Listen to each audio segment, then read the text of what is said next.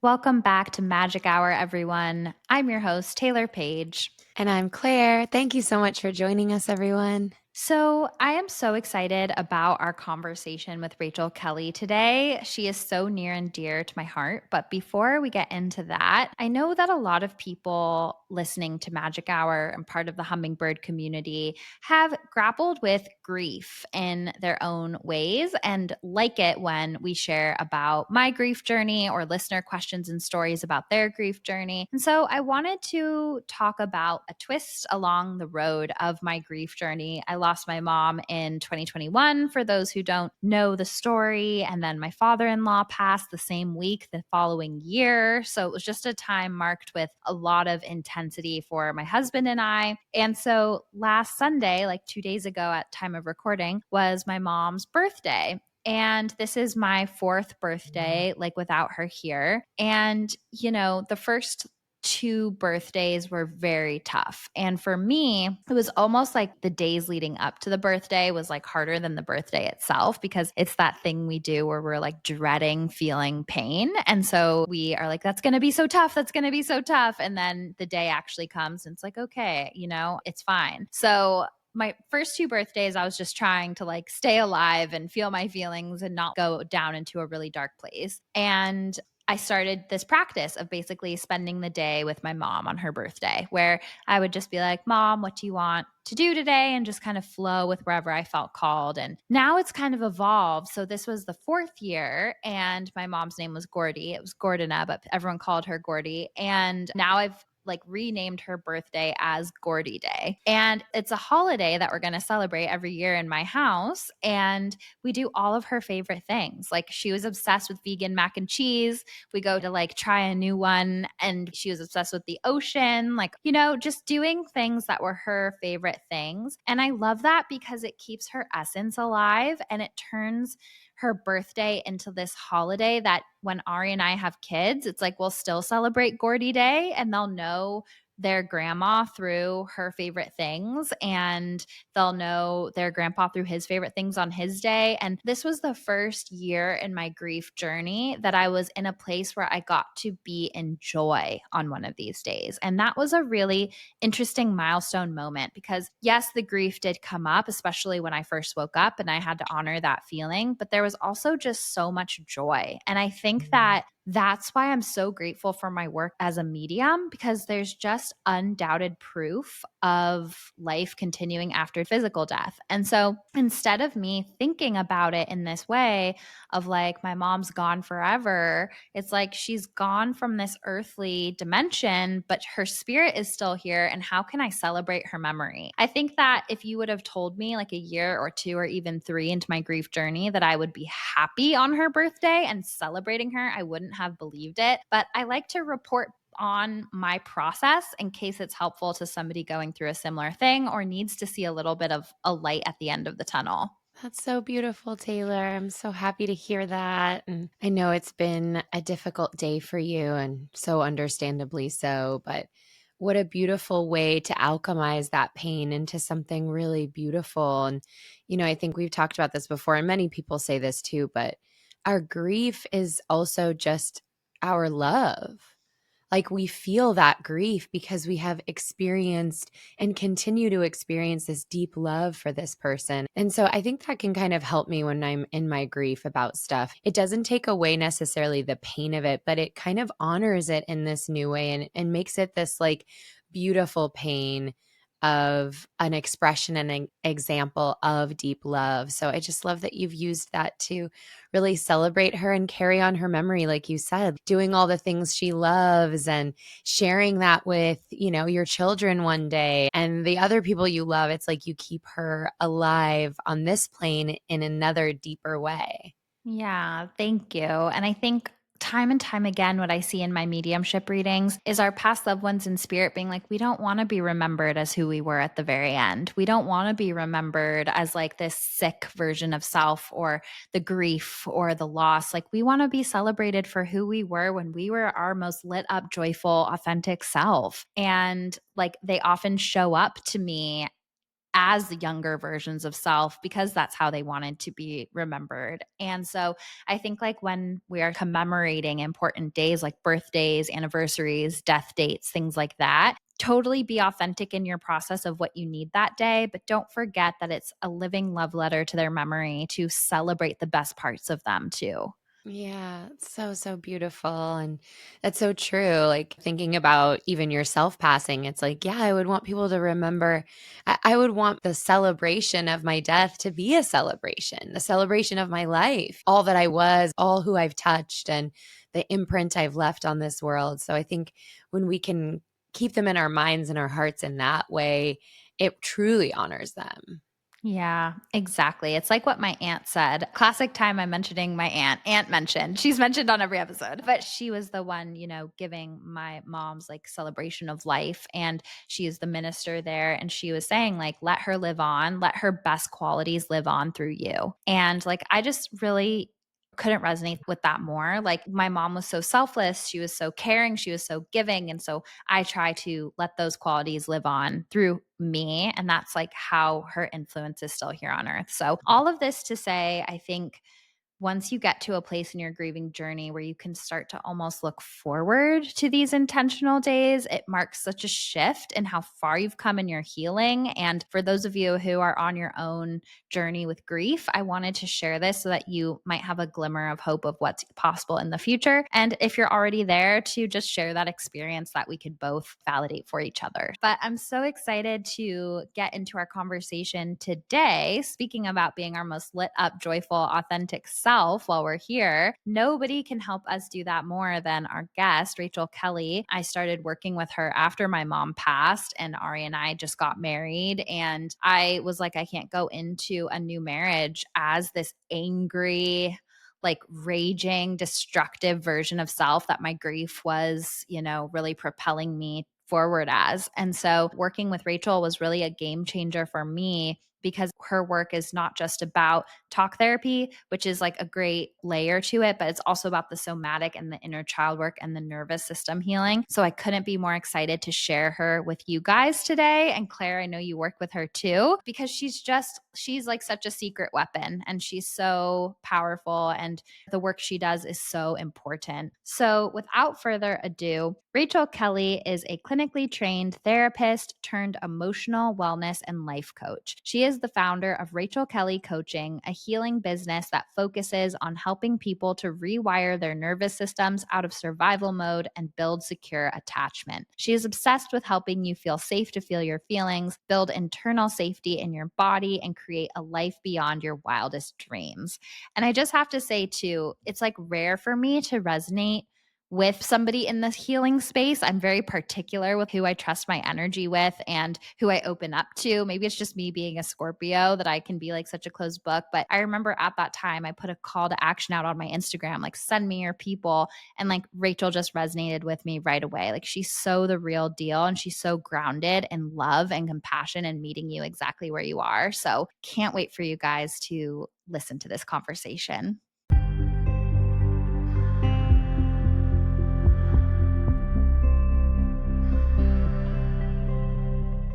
Rachel, welcome to Magic Hour. I am so excited for our conversation today. Me too. Thank you so much for having me. I'm really looking forward to this. Yes. So we always start the podcast by asking our guests, what is your big three, your sun, moon, and rising? Yes. Okay. So I am a Capricorn sun, an Aries moon, and a Capricorn rising. So we got the double Capricorn, which I'm sure does not surprise you. The double Capricorn resonates with me so much. As a Scorpio sun, I love Capricorn energy. And then the second question that we always ask is, how does your intuition speak to you? Ooh. My intuition speaks to me through this very loving, calm, quiet knock on the door. So if I'm ignoring it or if I'm getting distracted from it, it will always come up again. And it will be just like a really gentle, loving nudge like, hey, I have something to communicate. I love that. It's almost like in the discord or the dysregulation, it's like a soothing, calm arrow that pierces the veil. And I love how you said if you ignore it or don't listen to it, it always comes back again. Because I do really find that our angels and guides will always get the message to us, whether it's a redirection, whether it's a year down the road, like we will always get the message one way or another. So I love the way that you describe that. And what's also really synchronistic to me, and what's really synchronistic to me as somebody who works with you, is that the way you describe your intuition is the way that you show up for your clients. Like we show up in this way where we're all like tangled in a rubber band ball mess of emotions and have a hard time seeing clearly. And you are that little gentle, loving tap at the door that invites your clients to see more from a space of love and nervous system regulation and kindness. And so the way that your angels communicate with you is like the roadmap for how you help so many. Oh, I love that. Yeah, I never thought about it that way, but that's very true. I love that so much. Thank you.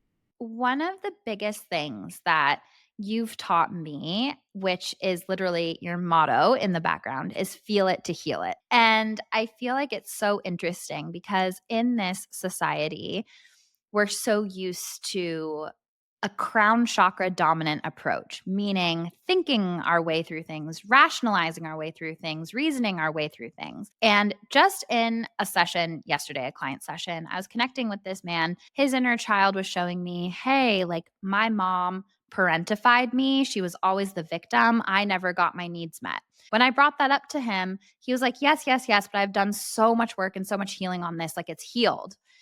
And that inner child, just like you described intuition, came back with this persistent little tap, tap, tap saying, you might understand it. You might understand why it happened, but you actually have never felt the pain of it. You've never let yourself process the emotions of it.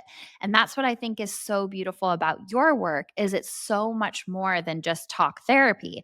Well, as talk therapy is so important and serves such a great purpose, just like you say, couldn't say it better, feel it to heal it. And so I'm wondering if you could speak about your somatic approach to healing and why it's so important to feel it to heal it.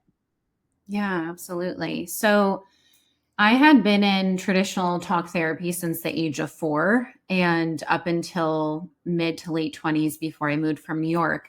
And I had talked about my trauma for years and years and years. And yet I had this pattern where I experienced, going into the session, talking for 45 minutes, going home and experiencing the same norm. And I'm using air quotes because I didn't realize that there was another way of experiencing life other than this chronic anxiety, this chronic anxious attachment, this chronic addictive way of living through TV binging, food binging, distracting myself with overworking, with men, with every addiction you can think of. And it wasn't until I met my mentor and found this work and started doing this with her on myself that I realized, oh my God, I've been talking about my trauma.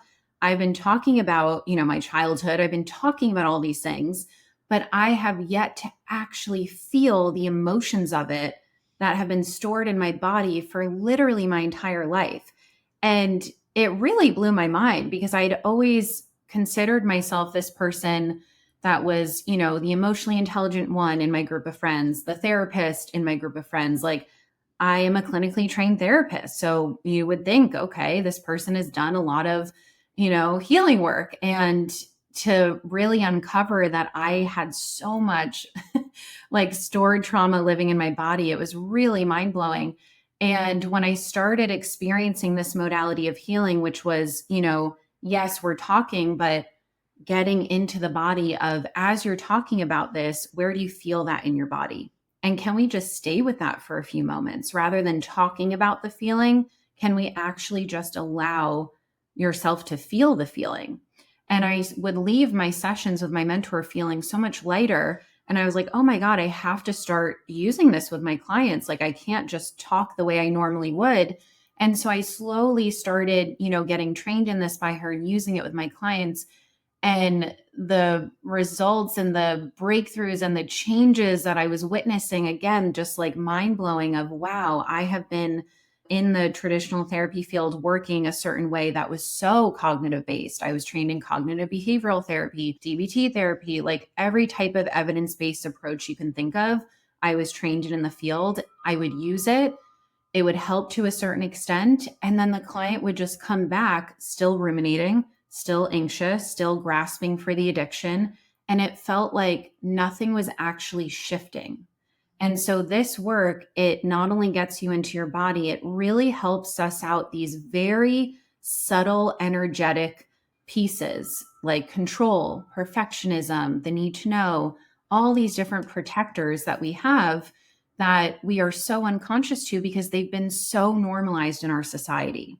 So it really helps you come into relationship with literally all parts of yourself and helps you relate in an entire new way of safety because it always comes back to safety.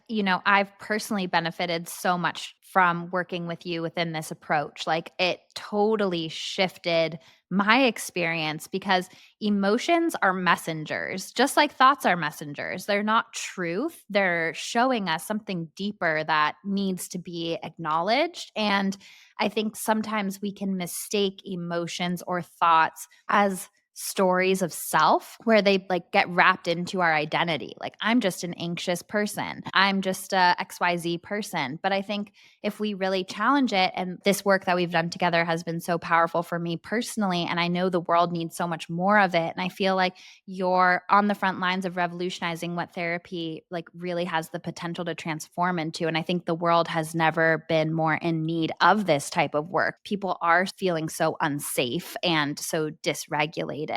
And so for people who are like, I hear what you're saying, I know that I need to feel it to heal it. This all makes rational sense, but I do not know where to start. I came from a family that didn't feel it, that didn't talk about it, that didn't acknowledge pain. Like, what can people at home do to start to make space for the emotions coming up to be felt and healed? So I always think about healing in stages. Like my stage one was going to talk therapy and having this, conscious awareness of just how I was feeling to some extent. I was still unconscious to a lot. So if you're listening and you're at the point where you're like, okay, I've done some talk therapy and it served a purpose of becoming more aware of, how I'm feeling, the symptoms that are showing up, the next kind of stage in that is really starting to come into deeper relationship with those symptoms. Because what happens is we do talk therapy, we become aware of the symptoms, and then we tend to attach on to them. So, like you said, we learn how to identify as, oh, I uncovered with my therapist that I have anxious attachment, so I'm an anxiously attached person. Or, oh, my therapist and I uncovered that I have ADHD, so I'm an ADHD person. So we then start to attach onto these symptoms. We then make it our identity, and then we then use those symptoms. And again, most of this is unconscious as a way of getting our emotional needs met. So we will think about the main emotional needs. We need attention as humans. We need validation. We need to be seen. We need to be heard. We need to feel connection. We are attachment based creatures. So my best piece of advice is if you're at that point, maybe you're still at the point where you're uncovering, like, what do I struggle with? How am I feeling? What addictive behaviors do I engage in? Is that really like quote unquote normal, the way that society has sold it as, this is what life is. You work a 9 to 5, you go home, you binge watch TV, maybe you have a glass of wine, you go to sleep, you wake up and you do it all over again. So really starting to even question if that is working for you. Does it allow you to feel how you want to feel? And if not, I would really start to come into relationship with how have I gotten needs met through the symptoms? So, for example, my biggest symptoms were chronic sickness, validation, like needing the validation, anxious attachment, TV binging. I could go on, but I would say, even just using the sickness one as an example, I got so many needs met through being the sick girl. I would get a lot of attention from my family and friends. I would get, friends would send me gifts and surprises in the mail. Like, I would get so much attention for it. I would get a lot of praise for it. Like, oh wow, you just had strep throat for the fourth time this year, and wow, like, you're really strong. I would get a lot of reinforcement. And once I started this work, I really had to start looking at what is the role that this symptom is serving? How is it helping me get needs met? And is that the way that I want to get these needs met? Because the need is not the issue. The issue is our denial of having needs, our avoidance of those needs, our shame around those needs because we make ourselves wrong for them, and trying to get them met in very unconscious, sneaky ways that are just not serving us. So, with the sickness example, I literally started relating differently to it, where I would no longer tell my family when I got sick. I would no longer post it on my social media. I starved the validation wound around that sickness. And I started to tend to that younger part of me that from a very young age had experienced a lot of medical trauma. And that's how she knew safety. And so I started to tend to her. I started to show her, like, I am here with you. I'm here to meet your needs, and you don't have to get sick anymore. And I just celebrated my 1 year anniversary of zero sickness. And that I've never had a year in my life that I've had zero sickness. So, yeah, just really encouraging people to look at the symptoms and ask those questions. Just get curious. How does this keep me safe? And is this serving me? And if not, what's a new way that I could help meet those needs? That is so powerful, and congratulations on your 1 full year. As somebody who has kind of struggled with PCOS and healing that journey, I'm gonna have to really reflect on that, like how, needing a week off from work once a month has helped me meet my needs and help me feel safe and secure. It's just a really good question and reflection point, like, how has my anxiety tried to keep me safer? Like, how has it met my needs? That's just a really great way to think about it and reframe it, because these things all exist for a reason. The control, the attachment to outcomes, the numbing, the addiction. It's like, it's all trying to keep us safe. And I think as soon as you take away the reward that it gets, then that's like such a good place to start with that. So that was just so powerful what you said. And I really liked what you said too about healing happening in stages, because I think the healing work can feel really overwhelming for people, where it's like, oh my gosh, I don't even know where to begin. And am I going to open Pandora's box? And I think sometimes people feel with traditional talk therapy that it's like just stirring things up and then it's never felt and released. So then they're actually more kind of like activated than they would have been if they just kept going. So I'm not trying to bash traditional talk therapy. I think it has a great function, but I just think it's not the whole picture of healing. And so I like what you said about maybe you just start with curiosity about one habit that isn't serving you, or one emotion that's uncomfortable, or one need that you have shame around, like having a need. That was just so interesting and so well put. Something that I've been seeing in a lot of my readings and in a lot of the collective stuff is numbness. And I think a lot of us in this society, with like what's going on in the world and our own suffering, it's like we've had it up to our breaking point with like having our heart open to the suffering in the world. And what I've been seeing a lot of is people just saying, I know that I should be feeling deeper, but I feel so numb right now. So, what would you say to somebody who feels numb? Yeah. So numbness is what we call in the nervous system state. You're in a dorsal shutdown state. So it's essentially where your nervous system has gotten to the point where it's like, I can't feel this anymore. It feels way too big. It feels way too unsafe to feel. It feels way too much to feel. And so I'm going to shut down and become numb. So we have to really look at what is the root of the numbing. So if you have unprocessed childhood trauma, that could be the root, right? Because essentially your nervous system is communicating this stored emotion has never felt safe to feel.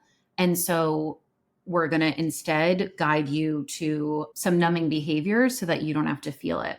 So that's definitely a root for all of us. Another root could be, how much are you consuming in the world and how much suffering are you taking on every day? Because we have this thing in our society where our nervous systems are highly addicted to stress, to trauma, to chaos, to drama. I mean, we would rather sit in front of a reality TV show and watch drama than actually get off the screen and create our own magical life, because we haven't been taught how to do that. We haven't been taught that it's safe to do that. So, when I was numb, I was consuming. I wasn't creating. And we are meant to be the co-creators of our lives. And I think a lot of people think like, oh, well, you have to be an artist or you have to be a creative person. but we all can create in many different ways. Think about a chef creating in the kitchen, or I create with this healing work. It feels like an art form at times, or, you create with your offers and your communication with the angels. Like, we all are creators. And it's really getting honest with ourselves of how does it feel safer to consume to the point where we are not taking care of ourselves. Like, if your nervous system is going into a trauma response of numbing, you have to look at, well, am I consuming the suffering and the chaos of the world without having any boundaries, both like physical boundaries of what you're consuming on your phone, energetic boundaries of trying to fix everything that's out of our control? Because when we try and do that, that is the younger part of us. That is the inner child that feels like, if I don't fix this, then I'm not safe. And so a huge part of the work I do is building yourself as your main anchor of safety, so that anything else going on outside of you, it's not that we're shying away from it. It's not that we're denying its reality. No, like, it's very evident that the world is in a state of addiction, of trauma, of chaos, of disconnection. And it's getting honest with ourselves of, is the way I'm relating to this going to help shift the world out of that or perpetuate more of that? Because when we're consuming so much of it to the point where we then become numb, we're not actually in a place to be able to help create the type of world that we would all feel a lot safer, more connected, more joyful to live in. So it's up to all of us to hold that responsibility. And when that responsibility feels too heavy, there's a younger part of you that needs some tending to. And that's okay. That makes sense. That's not to shame yourself for that. That's just to bring that more to the conscious of, oh, like, yeah, to a child looking at this whole world, it's going to feel really scary. And so, can I tend to that part and take care of her and protect her, but not placate to her wanting to then just shut down? And so, this could even look like, instead of TV binging or instead of scrolling the news, can you create a few daily habits to connect home to your energy, to pull back your energy? Maybe you've been kind of leaking energy all day, every day at your job, or watching the news, or just stressing about things out of your control. And so every day I have my clients chant, meditate, and journal. And doesn't have to be those, but those are just the ones that I do. It's really anything to get you into your body to help release that stagnant energy, so that we're not then perpetuating to more of the disconnection that we are so much against, or like working toward moving out of. Yes. And there's so much that you said that I want to go deeper into. I just want to say something coming up too is that people can feel a lot of resistance to breaking those numbing behavior addictions. Like, the hardest part of yoga is literally showing up to your mat. It's like the hardest part is all of the stories we tell ourselves about the experience instead of actually just stepping into it, like stepping into the gym, stepping in front of our canvas, stepping in front of our laptop to type. It's like whatever it is the hardest part. And I think that all of the things that try to like self sabotage are also the things that are really just trying to keep us safe. And what it's really sabotaging is our growth out of an uncomfortable comfort zone that it perceives us as being safe in. And something that you said about like creativity not having to be as obvious as like somebody in a beret, like painting, is so true. And when you said that, I got this like kind of download that life is a blank canvas for our soul. Life is a blank canvas for our soul. And I think when we allow ourselves to feel and be messy and follow our dreams and be authentic, like that creates the most beautiful masterpiece. And when we try to hold on to control and maybe like stencil in the lines of what other people's art looks like, or use colors that we think other people would like, or be ashamed of what we really feel lit up by on our canvas, that creates a piece of art that isn't for us, it's for someone else. And so I think living in our most authentic expression is just a creative act for the soul. This whole life is. Ah, beautifully said. Yes. Yes to that 1,000%, because we find ourselves in like what creation looks like. So we think we need to do it in a certain way. And it's like, it's literally just the process and the journey of getting to know your most authentic self. and allowing yourself to evolve as, those different iterations show up. Yes. And I want to hit on that in a moment. But before we go there, you said that our nervous system feels safer in stress and drama and chaos. And can you explain why that is?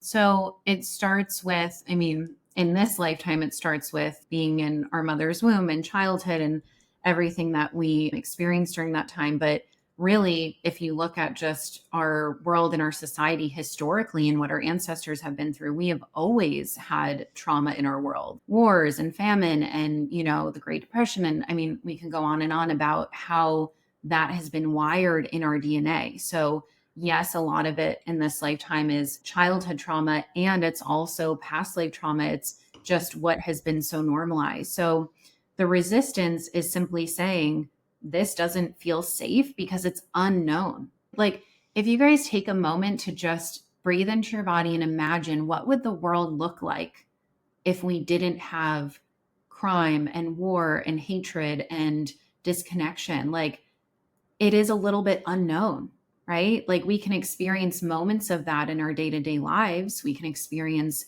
moments of what it's like to feel connected and tapped into the innate abundance of the universe, to the innate magic that is available to us every day, every moment of every day. But when we imagine a world without any of the trauma, any of the chaos, it's almost like our nervous systems go into this response of like, well, what do we do without that? That's all we've ever known. And so it's slowly titrating this experience of, can we create more of that in our day-to-day moments? Because that's the domino effect. If we do that, and then we can relate differently to the people in our lives, and then that spreads larger and larger to the collective, we then can move more towards that. But the nervous system hates the unknown. It literally works so hard to avoid the unknown. And so that's where people get really stuck in that resistance, because they believe the resistance is trying to warn them of danger, of, this red flag of fear. But really the resistance is, oh, we've lived on, on this land for a while. We know what this is about, but we haven't gone over to this new earth where this trauma doesn't exist, or where we actually feel safe in our bodies. And so it's just trying to protect us from the unknown.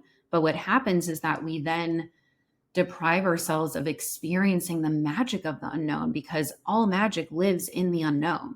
It doesn't live in your comfort bubble. It doesn't live in all the many things you've already done that have felt safe. So this really is about rewiring the nervous system out of survival mode and showing it, not tell, because the nervous system is show. It's like, we can tell ourselves like, I'm safe, I'm safe. But if our nervous system is like, like I don't feel safe, we have to slowly show it moment by moment, I am safe to relate in a new way. And that does happen with the little moments that maybe you wouldn't normally do something because you feel fear.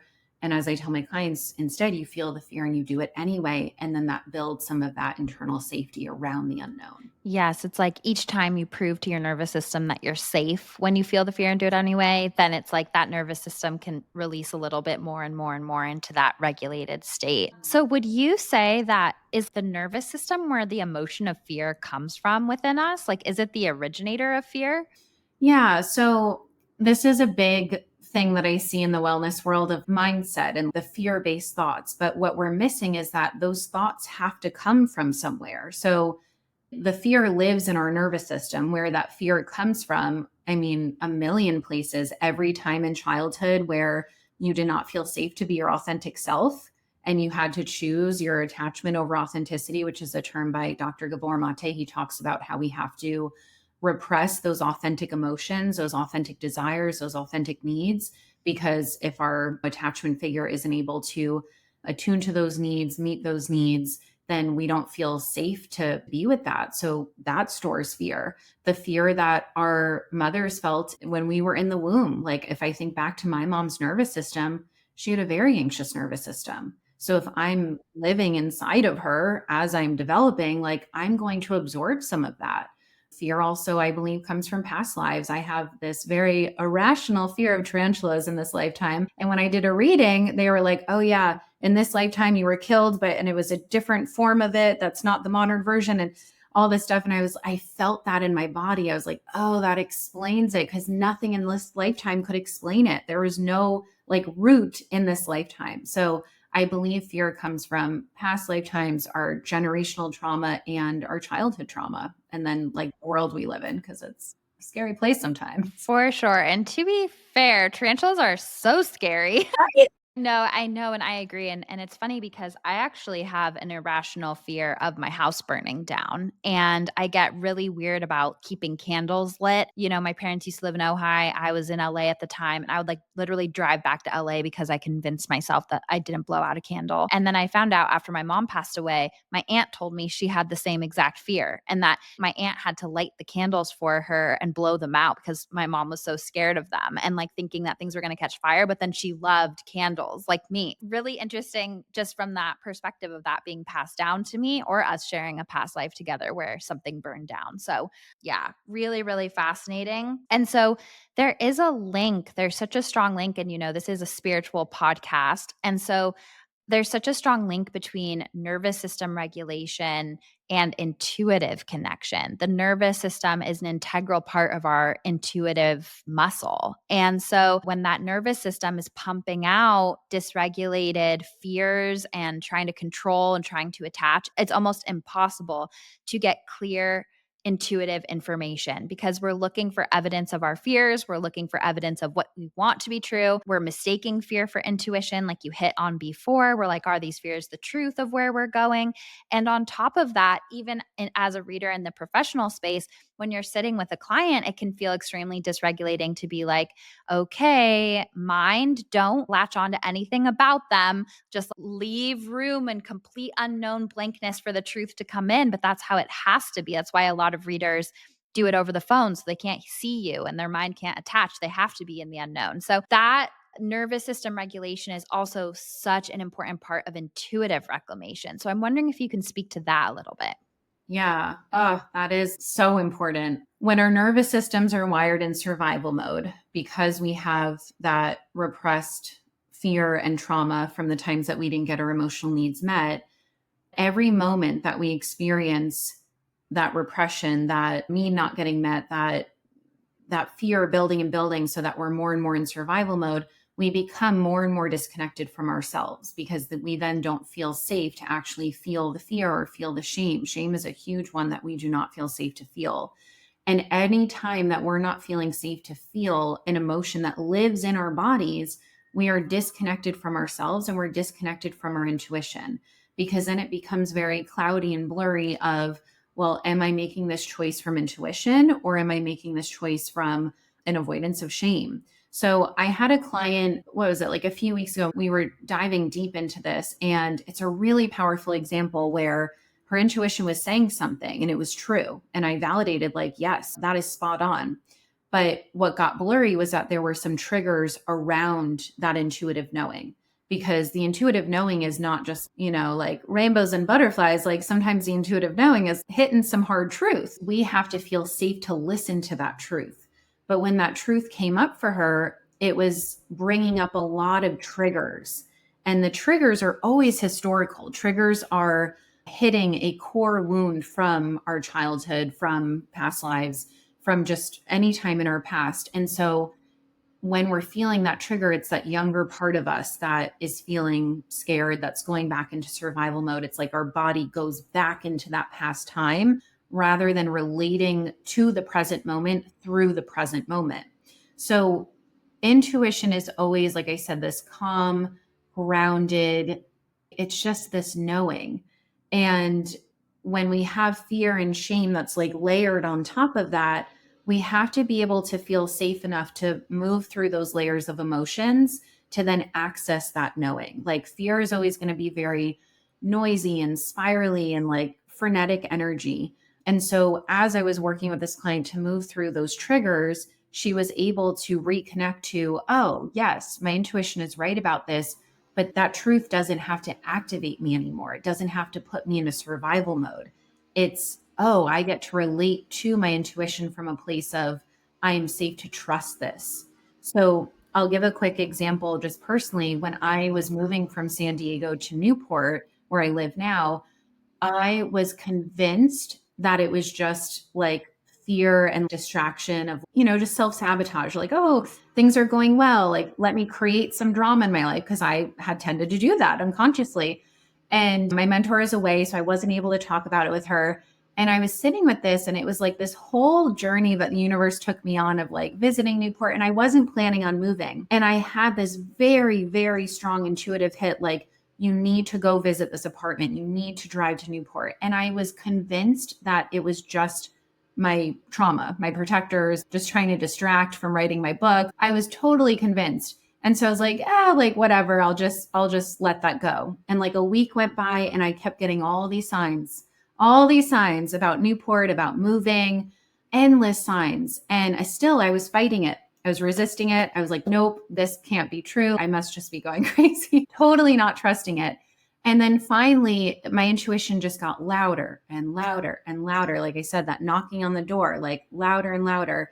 And I finally just surrendered to it. And when my mentor came back, we talked about it. And she was like, as soon as you told me, I wanted to be like, oh no, that's just your, but she was like, my whole body was like, no, like you're meant to move to Newport. And it was like that beautiful confirmation of, when I get still enough and I move through those layers of fear, like we really all have the capability of building that self trust. It's a wild journey, because we can't always trust ourselves when we're not feeling safe to tend to the emotions. But when we go through that process of building the self trust, it's like the most empowering feeling in the world to be like, wow, I really can trust myself. Now, why was I meant to move to Newport? I don't know exactly yet. My intuition says that I might be meeting my husband here, and that there are some business opportunities. So whether or not those come true, who knows? But the whole point is like, we have to be able to leap before we know. Like if I, oh, I'm not going to move because I don't know why I'm meant to move there. This is where the trust comes in. This is where the internal safety around being in the unknown comes in of, I don't need to know. I get to just be on this wild adventure with the universe guiding me. And it gets to be, yes, scary at times, but also fun and exciting. And this is where the unknown gets to be, yeah, it just feels different. It doesn't have to be so scary anymore. I love that so much. That's such a perfect example because that's the way intuition really works. Like people often think intuition is like 5 years from now, this is going to happen, and that's going to happen. It's going to look exactly like this, and you're going to predict it all. But it's like, no, it gives you the next step. It unravels another layer. And I love what you said about leaping before you know the full story, like taking that leap of faith. I think that's so important. And it does build trust with yourself. And that is that true intuitive reclamation. I also want to hit back on when you said we have to feel safe to feel the truth. Because if we are not in a place where we feel safe to feel deeper emotions, painful emotions, and hold space for the shadow, the shame, the grief, etc., then that's going to be in direct proportion to limiting the messages that we get. It's like you have to be in this place where you're able to just sit with the truth in a regulated space to really receive intuitive information. That's why it's so hard to read for yourself. And it's easier to read for people you know nothing about because you're not attached to outcomes. You're just a vessel for truth to come through. And so if we're always running from the truth, we'll never be able to connect with our intuition because our intuition is that small, quiet voice. And sometimes what it says is really inconvenient. It's like, I know I need to leave this marriage, but I'm just not ready for that truth yet. Or I know that I'm not taking care of my body and I have to make changes, but I feel like I'm not ready to hit that yet. When we run from ourselves, when we run from the truth, when we run from these heavier emotions, it's almost impossible for us to get clear, intuitive information. And then in that state, using a personal example as well, when I was in like my 4.5 year long abusive relationship, my intuition started off strong, being like, you got to leave. This isn't right. You're not happy. But over years of pushing that down and wanting to avoid that inconvenient truth, I dimmed that intuitive voice within me. Then I started to forget that it was there. And then I started to believe the story that I was not supported, that I was not intuitive, that I didn't have that connection. Where I'm going with this is that I see this so often in like love life, especially where people are avoiding the worst case scenarios. They're avoiding the shame, they're avoiding the fearful stories that are pulling their puppet strings about being single. And so they're in this like highly activated place where it's like, They're looking for signs as confirmation that this person's going to be my soulmate. We're going to get married. We're going to be forever. And they're like, angels, show me a heart if that's true. And then they're like, I see a heart. It's true. And then it doesn't work out. And then they're like, I'm not supported. I'm not guided. I'm not in trust with my own intuition. I'm not in trust with my angels and guides. But in reality, they were just in a place where they were speaking over their intuition, because from that activated place, they bypassed the red flags. They bypassed the things that were clear intuitive hits because they were inconvenient. So I love everything you said about sometimes it feels inconvenient, but when it's a message from spirit, it will never be fearful. And in some way, it will be grounded in the present, solution oriented, uplifting. And as my mentor says, if it's not hopeful, helpful, or healing, it's not from spirit. Yeah. Oh, I love that. Yeah. I mean, it was not convenient to, to move or to break up with the bird. Like, it's rarely convenient, but we get to choose. Do we want a convenient life, or do we want to spiritually evolve and expand into who we're meant to become on this earth? So it's really choosing your heart, right? As cliche as it is, it's true. It's like we can stay stuck in the familiar and what's known, or we can have the courage to take that leap into the unknown, because look at all of the magic that's come from you, that relationship, or me moving, or just any of the big brave decisions that we've made. Absolutely. And in terms of nervous system regulation, too, it so ties back into all of this because for so many, we came from families where it didn't feel safe to live a big life or to go outside the norm. It's like, it's so sneaky the way that these things try to hold us back so much. So, okay. The listeners, they're like, yes, yes, yes. Now, how do I start regulating my nervous system? What can I do? So, I mean, what you just said around the family piece and not feeling safe to live the big life, that is such a core component. And that's, I mean, one step is to start by getting honest about what you actually want. Do you want the big life, or do you not? Right? Some people don't, and they think they should. And then they shame themselves for not wanting that. I have a client where she's like, I just want, a comfortable home and, some kids. And I was like, that's beautiful. And then I have other clients where they're like, I want to build an empire and, take over the world. Like, that's beautiful too. And just getting honest around that. And the family piece is big because, I remember when I was first starting my business, I had two clients and I just couldn't get past two clients. It was like that capacity in my nervous system had been hit. And I had a session with my coach around the fear of outgrowing my family. I was the baby of the family. I was very enmeshed and codependent with them. And it was this fear of, how am I going to have this big life and still feel connected to those that are my anchor of safety?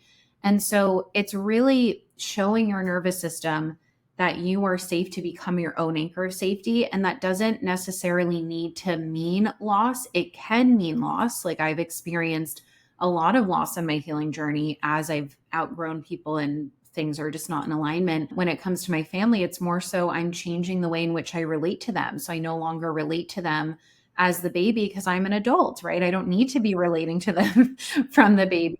And now it's just based more on connection. And it's actually really beautiful because I do feel more connected because I'm being more my authentic self. So I would start by really just, getting to know what actually feels authentic. Again, those daily habits are going to be so, so, so crucial because, like you said, we need to get into stillness to feel that intuitive hit. So if we're constantly in go, go, go sympathetic mode where it's like we're just constantly staying busy, we're not getting still enough to actually hear our own intuition speak. Now, for people that have a lot of unprocessed trauma and they might not feel safe to get still, this is where having a holding space, a container, a mirror, or any type of safe, grounded nervous system to just be with you in that pain, that's where we give the younger part of us that reparative experience. It's also meeting yourself where you're at. So maybe you don't feel safe to just get in stillness and anchor to your breath, but maybe you feel safe with a guided meditation or some chanting or doing a guided journal prompt or whatever it is. So finding something to connect home to yourself every day. That's first and foremost, number one. The second is really starting to discern between when it's little you, when it's the inner child versus when it's your actual authentic self. So the way that you know if it's little you is let's say in a relationship, your partner's like, oh, I want you to watch this football game with me. And let's say you hate football and you have no interest in watching football. I couldn't relate to that at all, Rachel. But the younger part is like, well, I just have to watch football with him because if not, we may lose this relationship and that like anxious energy around it. So starting to even bring that to the awareness. Like when I first started really recognizing what was little me, I was like, oh my God, she's been driving my life my entire life. It's wild to witness. So again, bringing that unconscious more to the conscious. And then the third thing is taking baby steps to relate differently. So if normally you would just say yes to everyone because you're afraid of loss, really titrating the experience of, can I just practice saying, honey, you go watch your game and I'm going to go read my book or go on a walk or do what you want to do, and show your nervous system, oh, just because I'm choosing to do this and honor myself doesn't mean I'm going to lose this person. And if it does mean that, then that person was not in alignment for you. Because when you are in alignment with someone, you are mutually growing and expanding together.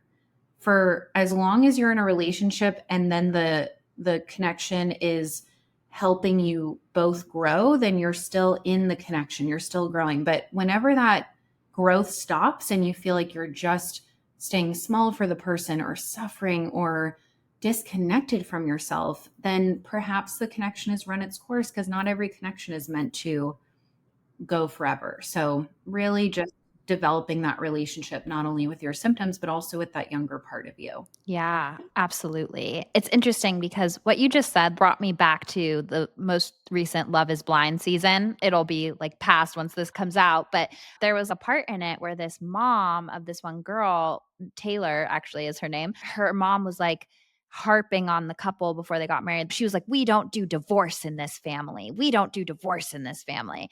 And that kind of like that is what that inner child internalizes. And then we suppress our needs and like these things that are these ancestral narratives that are so constricting or confining and rooted in shame. They like pull our puppet strings for the rest of our life. And that's just one example. For some reason, it popped out to me when you were speaking. Maybe someone needed to hear that example. But I think there is a lot of shame around acknowledging our needs and choosing ourselves. And I think relationships can be such a big testing ground for that, if not the biggest. I remember like when we were in therapy together, like at this point in therapy together, I was getting my needs met by like sobbing hysterically when Ari and I would fight. And I would like sob hysterically. I'm like anxious leaning. He's avoidant leaning. He would be overwhelmed and like go take space. And then if I sobbed hysterically, maybe he would come back. And so I just remember that was not serving me. It was like learned basically in like childhood. My mom would travel all the time for her job and I would cry hysterically and she would cut her trip short and come home. So like my needs were like little me got her needs met that way. But now like here I am, an adult grown woman crying like a little baby to my husband. And I was like, wait a minute. I literally wake up the next day feeling hungover. It's like I can't show up for my life like that. And I remember you telling me, could you make a more powerful choice in those moments? And I think when our nervous system is dysregulated and we start to go into our regular way of like how our inner child internalized getting our needs met, it's so great to add on to what you already said. To quote you again, is saying, like, how could I make a more powerful choice in this moment? Because I think when our nervous system is dysregulated, it's easy for us to give our power away in that state to anything except ourselves. And it's sort of like, how can I pay myself first in power in this way? Yes. Such a powerful example. And it's so funny when you bring up that time, because that feels like so long ago, because you've come so far from that time that I'm like, oh my God, that's true. I forgot that we worked on that. Such a testament to how far you have come out of that and just related more from your power. And it's just a powerful example because we all have that choice. And the thing is that these choices are not easy. Like in those moments when you're used to getting your needs met that way, it wasn't easy for you to say, you know what, I'm going to tend to myself, or I'm not going to get needs met this way. Like your nervous system was probably like, what? Why are you going this way when we've always gone this way? Like it can feel really, really scary. And that's that in between transition period where I always say, like, you're going from the bridge from like the old ways of safety to the new ways of safety. And you're walking over and it's like, you're trudging through it. And like, there's so many times where your nervous system just wants to like slingshot you back to the old, and you have to be more powerful than those protectors. Like you have to almost outsmart your nervous system of, I see that you're just trying to keep me safe, but we're not here to just be safe. We're here to actually be happy and have beautiful lives. And we are safe to make a new decision. And then, I mean, look at that now. That's like your norm, right? When you do it enough times, it just becomes your new norm. And then it doesn't feel as like, you know, just drudging through the trenches. But at first it does. Exactly, and, like, our inner villain voices are so dramatic, and, like, the type of things they try to make you believe. I call the inner villain voice, like, the inner critic voice, because if you say it in, like, a Disney villain voice, it just is, like, so ridiculous, and for me, I use Doctor Evil, and so in those moments, it's like, "You might not talk to him for weeks if you don't get his attention like this," like, "You might never see him again," like, I don't know, it just gets so out of hand, and then when you're not triggered and you look back, you can just see how it's such a lie to try to get your needs met. But I wanted to get into the inner child because we've talked about it here and there a little bit throughout the episode, and it's such an important part of our healing. I think the inner child is one of our most important spirit guides because I believe the inner child is reminding us to be a human in this world that wants us to just be a robot productive machine. Our inner child is like, I actually need you to cry with me. This is sad. I actually need you to get this message. I need you to get this emotion. I need you to meet my needs in a way maybe our parents couldn't. Can you talk a little bit about what it is to meet your inner child, work with your inner child? And part of nervous system regulation in my practice with you too is just coming home to that inner child and making sure her needs are being met. For sure. So, like I said, when you start recognizing what the difference is, because for most of us, if we haven't done the work to develop that relationship, that inner child could just be unconsciously running our lives, and that doesn't feel like there's a separation. So, in my experience, it was like the first step was creating a little bit of that healthy separation to really tear her apart off of my authentic self and be like, okay, what's her, what's me? And then through that separation, I was able to develop this relationship. And then, really, ultimately, the goal with inner child healing is to integrate her.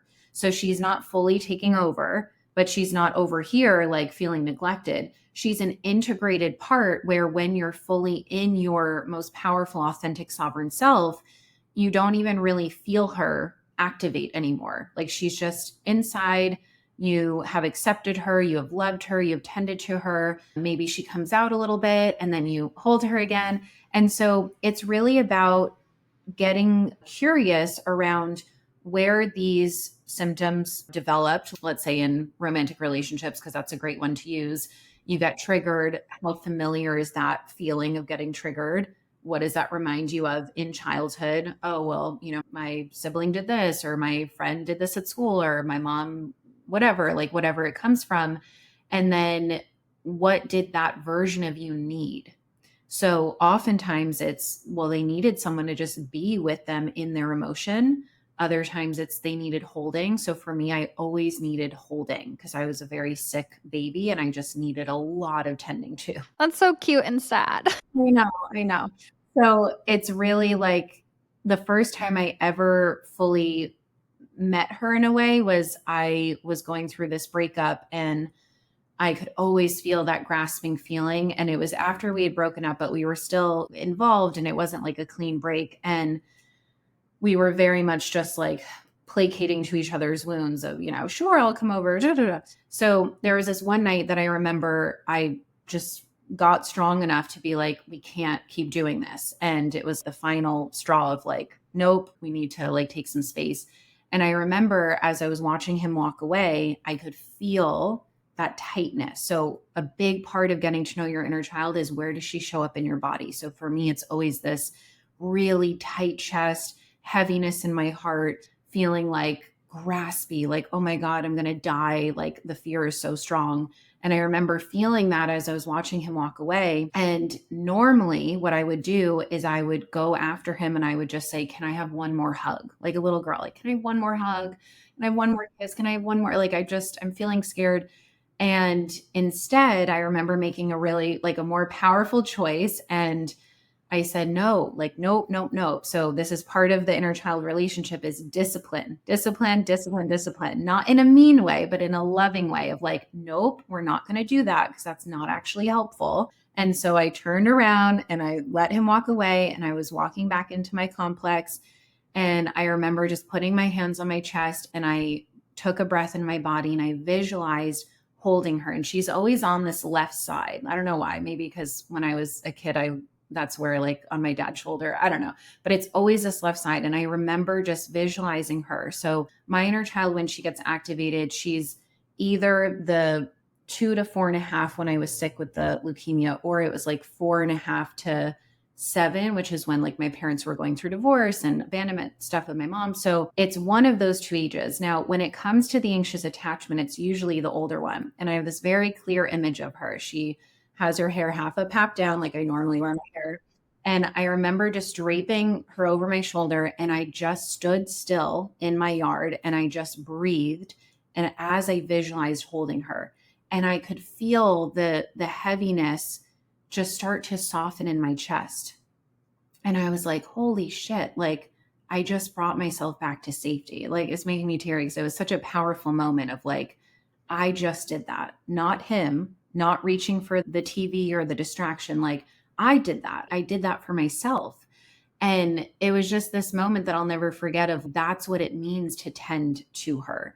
So if you're listening to this and you're like, well, I don't know what my inner child needs, think about how you relate in your relationships, right? Are you always like, for me, I was always asking for the hug and then I was calling it my love language. Now, this is where it gets tricky because could it actually be your love language authentically? Maybe.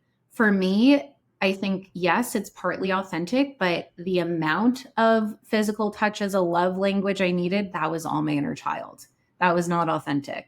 Authentic me is like, yeah, I enjoy physical affection, but I don't want to be like on someone all the time. It's finding what helps bring that sense of safety in your body. So for some of my clients, it's talking to their inner child. It could be even just sitting with them, just your presence.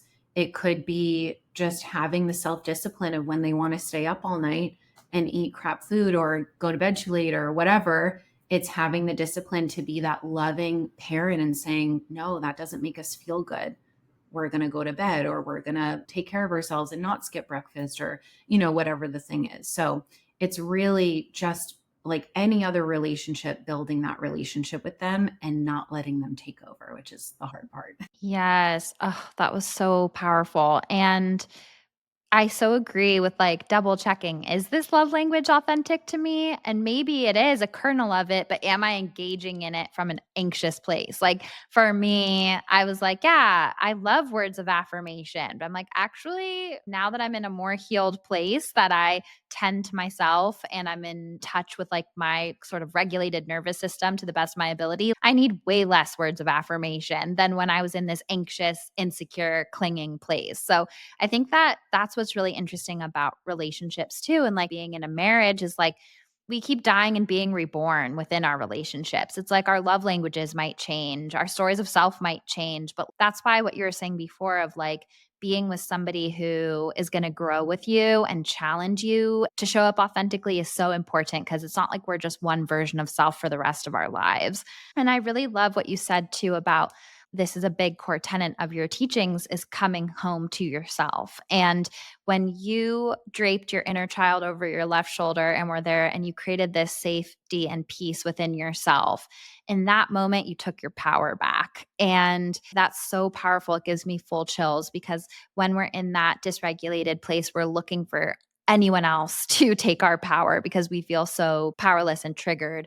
And that's truly to me what coming home to yourself means is being your home, being your safety, being your security. It's like the unknown is the only constant. Change is the only constant. We've both lost our moms. We've both gone through intense stuff. It's like that really teaches you that nothing is guaranteed. Nothing can be taken for granted. Life is one big clean slate that you don't know what's going to happen. And the more that you can come home to yourself and kind of break through these illusions of control that you try to set up, the more you can really grow because you have this tether and this anchor into safety and security that you feed in yourself, and like the roots of a tree that lets you grow up towards the sky instead of being this wilted little thing that's too scared to get its needs met.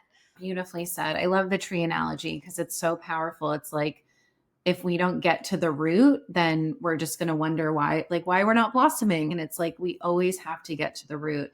And I actually love to use that analogy when we talk about mindset work, because mindset is created from the nervous system. And the tree analogy comes in of like, if you're just changing thoughts, which is what I used to do as a CBT therapist, which was not helpful, but that's all I knew. So once you know better, you do better. So with something like CBT, where it's just focused on changing thoughts, imagine, you have this tree and the branch is looking a little wilty. So you just cut it off and you're like, okay, the new branch will grow and I'm just going to replace it with a better branch.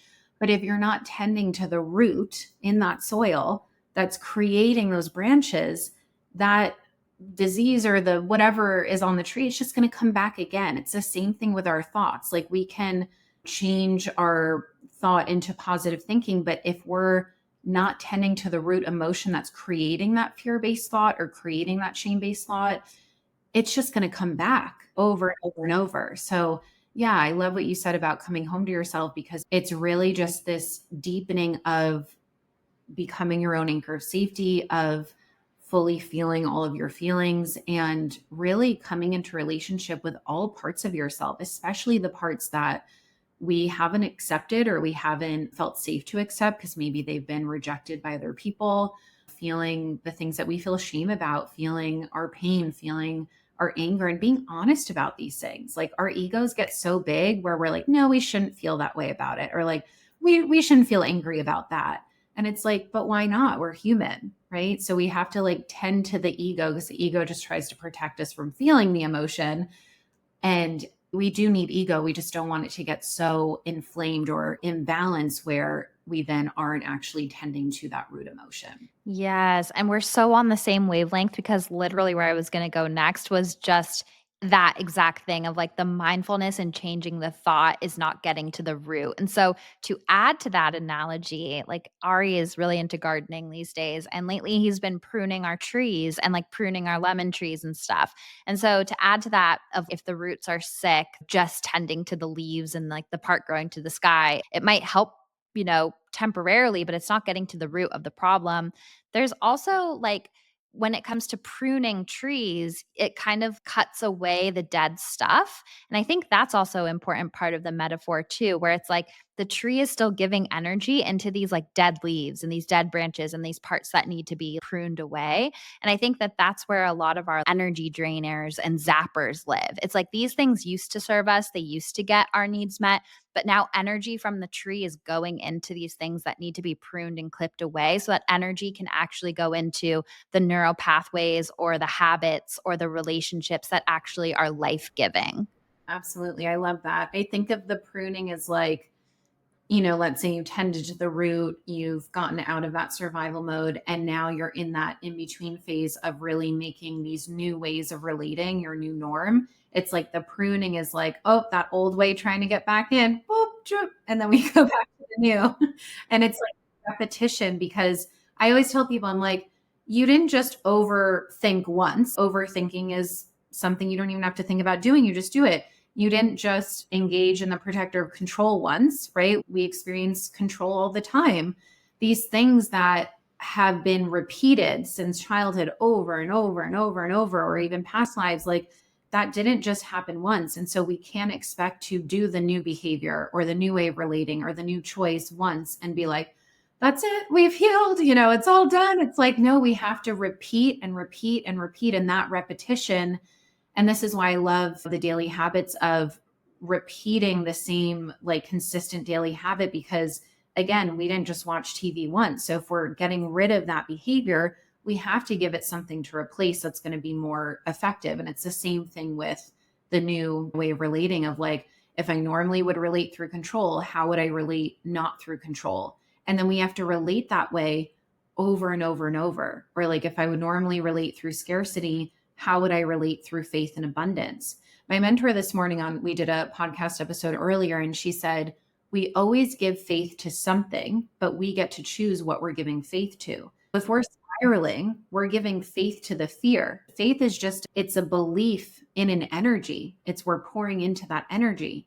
So we can give faith to fear, or we can give faith to all the solutions or the possibilities. And again, that doesn't mean we bypass our very real fear. It means we get out of our head enough to get into the body to feel the fear so that we can move through it rather than it taking over the stories, the narratives, all the lies, like you said, that our brains try to convince us are true, which they're just not. Yeah. And what about that fear resonates with you? Because resonance is so important. So when you're giving your faith to the fear, what wound in you is that resonating with? Because if like the fear feels so real, that's also an indication that there's something going on at the root level that needs some attention. It's all just information. That's why I love your approach of like, let's get curious, let's ask questions, let's talk about it, let's troubleshoot it. I mean, I approach my work in the same exact way. It's like playful curiosity is how I approach intuitive connection.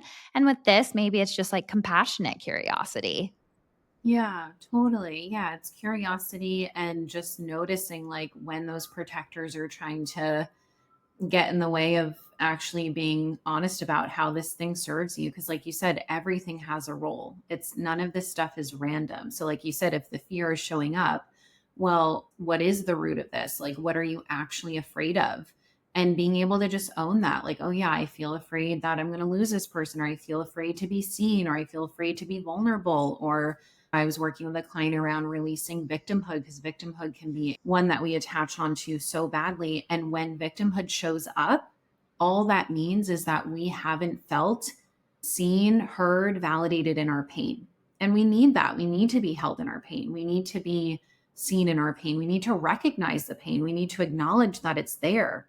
But when we're not doing that, it's when people come across as like attaching to the victim story, all that means is that there's this younger part that feels terrified to feel that pain. And so they're desperately trying to have someone be like, I see that you're in pain. I see that you feel terrified. I see that you never had someone to hold you in this. And when we can break through again those layers of what's actually trying to come through, we're able to meet the need, and then we're able to shift the energy so much more quickly. So it just saves you so much time and energy. Like, oh my God, the amount of time we spend living in our brains, no wonder we're all tired. It's exhausting. But if you can just get into like the fear underneath that, you literally won't have the same thoughts. Like I think back to how my mindset was when I had all this unprocessed trauma. It was constant racing thoughts, constant thinking worst case scenario, constant like spiraling. And now if that shows up, I know, oh, there's some fear to tend to and I have to get still. But it doesn't, that's not even my norm anymore. And that's what I want people to really understand is like, even if you have that symptom passed down from genetics, like we love to blame genetics because yes, genetics is real. Yes, we get stuff passed down, but we literally get to break that cycle. That's how powerful we are. Like, how cool is that? These symptoms that my mom had that I then got, I now am breaking that so that I don't have to live and suffer the way that anyone else before me had those symptoms. So it's truly just allowing yourself to explore like, who am I underneath the anxiety? Who am I underneath these BPD symptoms? Who am I underneath the OCD, the ADHD, the anxious attachment? That's your authentic self. All those symptoms, it's not actually you, like at all. Yes. And when you live in alignment with your authentic self and you've sifted through those inner child wounds, the trauma, the addictions, whatever it is, the dysregulation, it gives people the opportunity to love the real you. And it gives you the opportunity to create a life that actually reflects your authentic self. So, this was something that I wasn't even really planning on bringing up, but it's something that I see in a lot of my client sessions back to back. And when that happens, it's usually our angels and guides getting my attention to share a pattern on the podcast when it keeps happening. And so, I've been observing this pattern of people who come to me who were the easy one in childhood, where they had siblings that were a little bit more difficult, and their whole identity was formed around being the easy one for their parents. And in doing that, they never really had permission to be messy or a kid or explore their deeper emotions, or they've lost sight of their authentic self because their whole identity has been fused around being easy and people pleasing. And so that is a perfect example of not giving people the opportunity to fully love you and not building a life that's authentic to your heart, but instead building it in a molded way for other people's convenience. And so I'm just wondering what you would say to people that are hearing this episode who are like, I want to do this work. I feel so disconnected from my authentic self. And my identity has been really from this, my needs being met and safety being met by me being the easy one. Oh God, that's such a big one. I see that all the time in people. So the first thing is just acknowledging and accepting that there is this part of you that is afraid that they will not be accepted, loved, having their needs met if they are no longer the easy one. Because sure, when we repress our emotion or repress our authenticity, that could be easy for other people to deal with, but that's not actually based on true connection or authenticity, like you said. So it's acknowledging this is the way that your nervous system is known safety. And I can show my nervous system a new way of safety. I can show my nervous system that I'm actually safe to be my fullest expression of myself, and that you don't have to take the responsibility on the emotional responses of the people around you who are used to you being the one that always says yes, agreeing to everything, doesn't have a different opinion, just easy peasy fly, because that's not real connection. I would rather have a friend be brutally honest of like, no, I don't want to go to this restaurant, or no, I want to do this thing, because that's real. That's real, rather than like, oh, I'm just going to agree and just da da da, because you're going to continue to feel disconnected from yourself. And then any symptoms you have, anxiety, depression, overthinking, whatever those symptoms are, it's communicating you are not connected to yourself. So who are you if you didn't have to be easy? Because let me tell you, you don't. That's the thing, is like, when we realize, and I see this a lot with the not good enough wound or the too much wound, like when we realize that we don't have to overcompensate or adapt to everyone else around us, like we anxiously attachers do, when we realize that we can actually just be ourselves and we are still innately worthy, we are still innately lovable, we are still innately good enough, and we don't have to pour all that energy into proving, into adapting, into making sure everyone else around us is okay. Because that's the inner child taking on responsibility, acting like that person is your anchor of safety. And it's not. You are your anchor of safety. When we then redirect all of that energy into just feeling safe to be and exist and receive, we buy so much energy and time back, where we then get to pour that into creating our lives and expanding. And I know people might hear that and be like, well, I don't even know, like, what does that even look like? Right. And it's okay not to know that. That's the point, is like, you're meeting yourself where you're at, and then you're just taking these little baby steps of relating more and more through authenticity as opposed to attachment. Because Dr. Gabor Mate says, for as long as we choose attachment over authenticity, we will suffer. But when we're choosing more and more authentically, God, it's like our whole world just lights up. Like, you get to experience life in such a different way. And then you realize those people that didn't accept that authentic version, they weren't in alignment with you. Right. And you don't have to stay small for people that are not in alignment. That's that attaching feeling. Whereas we are meant to be like, we are spiritual beings who are meant to embody non-attachment. And again, non-attachment doesn't mean we don't feel our feelings. It doesn't mean we bypass, real life shit. It means that we allow those things to move through and then continue to be with the ebbs and flows of life. Yes. And going back to that tree analogy, it's so tied into that, like tending to the roots, pruning the parts of the tree that are dead. It's like that's the people pleasing and the identifying with the easy one. And when you, just like you said, stop pouring your energy into those dead leaves and those dead branches that need to be pruned, there's more energy that goes into creating the fruits on the tree, and more energy that gets to go into joy and nurturance and creation. And I know that, like, and I've been in such rock bottom places in my life. You guys have no idea. And I know that from that place, hearing these messages, if you're you're in that place is like, what the hell? How do I even start? And that's why, just like going back to that message, let it go in stages, even just having that compassionate curiosity to get curious about what you could sort of look at, reframe, be more powerful in, make a new habit. Like that's a great place to start. And the last thing I want to say is that for me, when I was in that place, I read this book called What is Your Self Worth?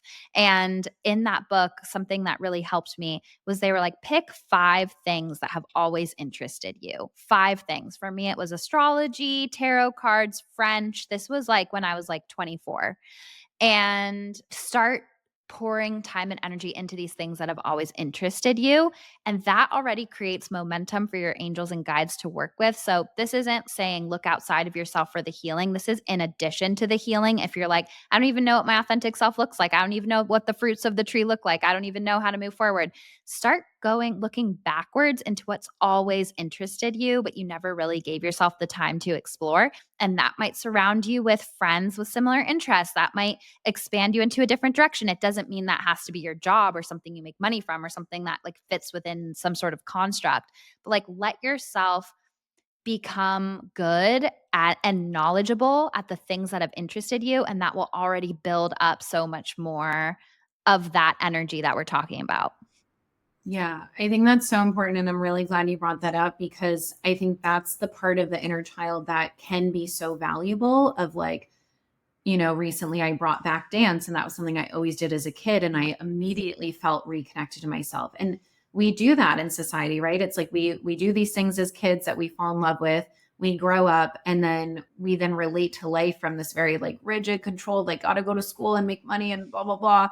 And it's like making space for joy, right? It gets to be that simple. Where can you make more space for joy, the things that light you up, and just follow? Oh, this is lighting me up. I'm going to do a little bit more of that. Oh, this is piquing my curiosity. I'm just going to do a little bit more of that.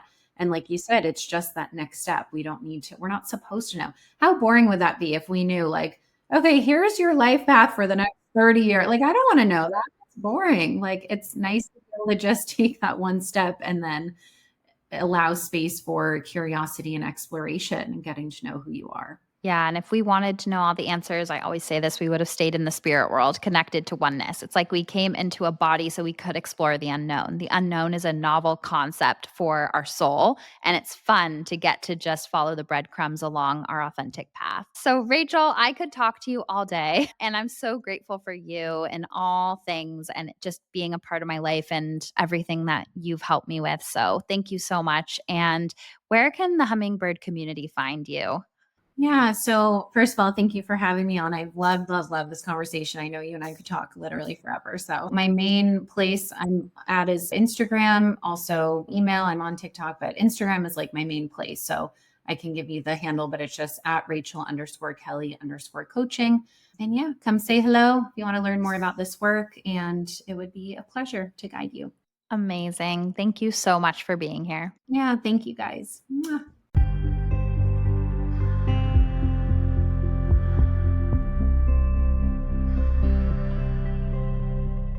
Welcome back to Sitting with Spirit, my loves, the part of the podcast where I sit with our angels, our guides, and I give the messages for the collective. Take what resonates, leave the rest. So I've been in this moment personally where I feel like my guides are kind of coddling me and being very gentle with me. And what I mean is, I've been going through like some clunkiness, some frustration, and like immediately I will get an email from someone saying something really nice or the exact sign that I needed. And so things have felt very in flow for me lately. And that being said, this morning I got an email from a listener who is a therapist, and it felt very synchronistic to me because this episode is talking about therapy and expanding upon traditional therapy and all of these things.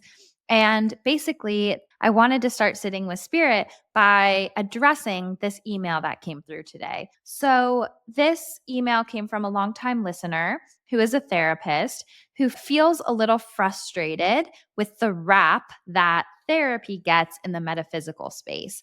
And I can understand why she feels that way because I feel like as a reader, we get a really bad rap in other spaces. And I can really empathize with that. And I can understand how frustrating it feels when you're doing ethical service based work that you see helping people and changing lives. And then there are certain people in the field not doing that. And it makes the whole field look bad to people. So I can really understand. And I just wanted to speak a little bit of what she wanted to shine light on.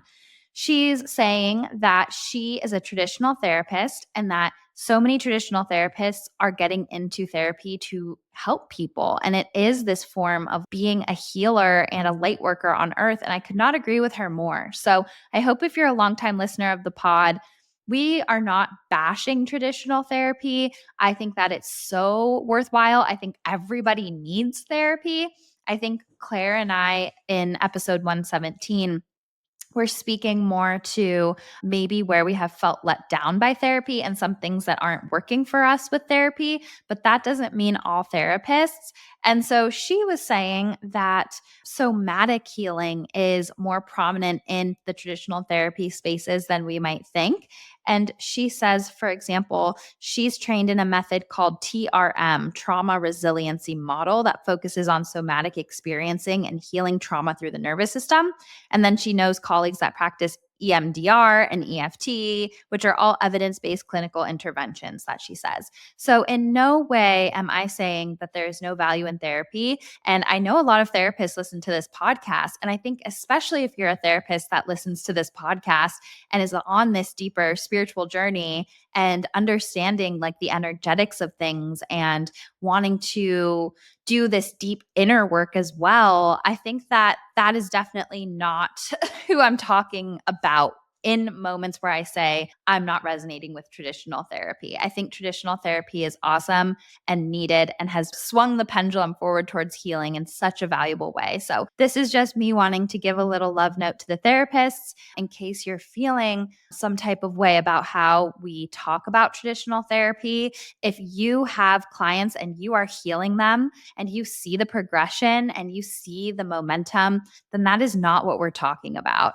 I think where it can become frustrating is like telling the same story over and over and over again. And I think that's where traditional talk therapy can be a part of the puzzle that's very important, but not the entire puzzle. And that's okay too. And even as a reader, sometimes I'm like, you guys actually don't need a reading, you need therapy. So all of these different modalities and healing spaces have a place, and not one thing will be a whole puzzle for everything. But that doesn't mean that the puzzle piece that we bring is not valuable. So, love note to all the therapists. Thank you for what you do. So, now I want to go into the messages for the week. And that's what was so synchronistic too, is that this email came in the morning that I was going to do Sitting with Spirit for the therapy episode. So, love that synchronicity. So, that being said, moving into the messages from our angels for the week, the first symbol that I saw was the symbol of the healer, which is also synchronistic. And the symbol of the healer is a sign of our focus being on healing, mind, body, soul. And that's very much where the collective energy is right now as well, with the North Node in Pisces and the South Node in Virgo. And the sign of the healer is like us healing ourselves so that we can be a healing force in the world. And then with that, I saw the sign of the crossroads, which is kind of like a transition, an in between moment. But I almost got this feeling that we don't even realize that we're in a crossroads moment. Like there's almost this feeling here of when we look back, we'll realize how transformative the time that we're in is. But right now, it just feels maybe confusing or like we're not making that much progress, but we actually really are. So there's something sneaky about the crossroads as they come through. And crossroads are a time of decision making and in betweens and transition. And then I was also seeing the symbol of home and family. And I felt like there, of course, this goes out to thousands of people. So there can be either a theme around like inner family unit healing. There could be themes of starting a family. There could be themes of home and moving. There can be themes of ancestral cycle breaking. So that was coming up. And these three symbols were like superimposed over the crossroads. And it basically felt like we're in this moment where we're making new choices. Like the crossroads were half in shadow, half in light. And it just gave me this feeling that it's kind of this energetic stew right now. There's like a lot of layers to the energy. And it just feels like we have to stay moment to moment, just focused on the immediate choice in front of us and choosing a more healed, powerful choice, micro moment to micro moment. Because where the energy doesn't feel supported is trying to zoom out too big into this like 5-year plan or where we're going. And it feels like right now everything's focusing on us in the present and what's in our power here and now. And that's why we might not even realize how transformative of a moment we're actually in. It's like these little micro choices that are adding up to really big shifts. And even like a year from now, when you look back on this time, you'll be like, wow, thank you to me then for choosing to show up more powerfully or authentically. So, that being said, in that vein, I saw this image of this huge tree, but you could only see the middle section and the top was completely covered by fog. And it gave me more of that feeling of like, we're in the middle of it right now. So we can't see the bigger picture. We can't see the majesty of where the tree is going. We can't see past the fog. We're just in this moment where we're doing like the very steady, deep work that is, it's like the middle of the tree doesn't get as much attention as the roots and the top of the tree and the leaves. That's where everybody focuses. But the middle is that like core steadiness. And I feel like that's where the energy is focusing right now on like our solidity, our healing, and our center. And so don't worry if you can't see through the fog. You aren't meant to right now. The next thing that came through was just hearing, you are beautiful. And I felt like this is part of the shadow too, is something coming up around feeling beautiful, loving ourselves, loving our physical body, feeling good in our physical body. And I just like, I feel this joy as I'm talking about this, but I feel this love from your angels and just this sentence of you are beautiful. Remember that you are beautiful. And something that I like to do if I'm ever in a moment where I'm not feeling beautiful or I'm not feeling my best is looking in the mirror and asking my angels, like, show me what I look like through your eyes. And that can be a really powerful practice. So, that being said, there is this message here of some needing to be lighter and gentler with ourselves. Like sometimes when we talk about our healing journey, and that is such a focus in the collective, we can get militant with ourselves and we can get really disappointed with ourselves if we feel like we're not making progress or we're not doing all of the things right or we're comparing ourselves to other people's journey. And so I feel like there's something here about like, it's okay if you can't do all the things. It's okay if you can only show up and do a few things. Just do those few things with grace and compassion and kindness towards yourself and others. So the energy just feels very layered. It just feels like we have to have grace with ourselves, be gentle with ourselves. And I think some of the stress of not knowing the future, not knowing what's to come, feeling uncertain or afraid of the future, it's energetically draining. And we might not be able to show up in ways that we previously did when we weren't in that state. So there's just this sense of like, it's not going to be like this forever. It's not going to be like this forever. Give yourself grace through in between moments and just meet yourself where you're at with kindness and know that you are worth that. Like, how would you treat little you? I want to go into the mediumship now. And I actually had a little boy and a little girl showing up together. They seemed to be about 4 or 5 to me. And the little girl was my primary contact, but she made it very clear that she was with a brother in the spirit world as well. And they would have either been twins or 1 year apart. And they were laughing together, they were playing together. And then this is what was very interesting is I kept seeing a sphinx, like an ancient Egyptian sphinx, like a rock carving of a sphinx. And I felt like that would be significant to whoever this is for. And I'm not going to try to interpret what that means. I'm just going to say what I got. And I feel like they would have passed maybe 7 or 8 years ago. It feels like they passed a while ago. And the daughter was showing me like handmade clothes that her mom would make for her. And I also saw big embroidered bows, like putting a lot of bows in her hair and like a lot of pink and a lot of like girly stuff and making those clothes for her. I did feel like there would have been some sort of accident that led to their passing, and I felt a lot of pain in my stomach. I also felt a tie to the month of April, and I saw the letter A, and then I heard the name Patricia. It's interesting because even on my personal mediumship, it ties into this little girl's message. So, this little girl's message is we are together. Do not worry about us.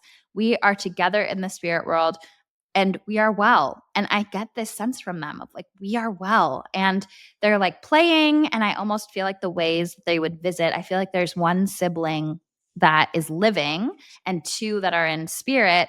And there's a sense of like wanting to play with that sibling, wanting to bring that sibling out of their shell, wanting to bring happiness because they see the grief that their passing has left the family with. And there's this sense of like, we're playing on the other side. We acknowledge your sadness, but we don't want that. And so this leads me to like where I've been at with my personal development of mediumship. Something that's recurring over and over in my sessions, which I know a lot of mediums listen to this podcast. And if you're a developing medium, sometimes you'll get the same types of messages or readings over and over again. And it's like your guides sort of hammering home a lesson. And you just have to follow where the power's taking you. And for me, that comes with lately, I've been not only connecting with one person, but they're showing me everybody that they're with. And I think there's this big emphasis on like community in the spirit world and that they're never alone and that there's continued healing and love on the other side. And it's very rare. I don't think it's actually ever happened to me that there's just one person on their own. They are always telling me like who they're with and the dynamic between them and all of those things. So there's just a message here for the collective of like, don't worry about your people. They are held, they are loved in the spirit world, and they're all together, just like we have community here. We have to be here for the people that are still earthside and be a part of community with the people that are, around us on the physical world. And then we have a whole community that's together in the spirit world. So nobody is ever alone or afraid. And I know that there's just so much misinformation about the spirit world out there that makes people feel like, oh my gosh, purgatory and loneliness and suffering. And as a professional medium in the space, I've never seen proof or evidence for that. It's always love, it's always healing. And I think that these kids really wanted to be like, we're good. And we're actually playing and we're together. And it's not only us, but it's all of these other family members too. And so that's the message there is that there is more love around you in the spirit world than you know. And there's like a whole community that has each other's backs and the backs of the people that they love. So that's the message here today, my loves. I hope you have a beautiful rest of your week and we will see you soon.